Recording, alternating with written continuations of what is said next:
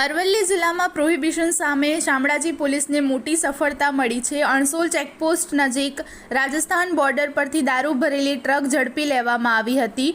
નાયબ પોલીસ મહાનિરીક્ષક વિરેન્દ્રસિંહ યાદવ અને અરવલ્લી એસપી મનોહરસિંહ જાડેજાના માર્ગદર્શન હેઠળ ડીવાયએસપી જેડી વાઘેલાની દેખરેખમાં પોલીસ ઇન્સ્પેક્ટર એસએસ માલની ટીમે કાર્યવાહી કરી હતી। ચેકિંગ દરમિયાન ટાટા કંપનીની બંધ બોડી ટ્રકમાંથી દારૂની 621 પેટીઓ મળી આવી, જેની કિંમત આશરે 54.20 લાખ છે। ટ્રક, મોબાઈલ સહિત કુલ 64.40 લાખનો મુદ્દામાલ કબજે લેવાયો। આ મામલે ટ્રક ચાલક કાળુસિંહ દેવીસિંહ રાઠોડને ઝડપી લઈ આગળની કાર્યવાહી કરવામાં આવી છે।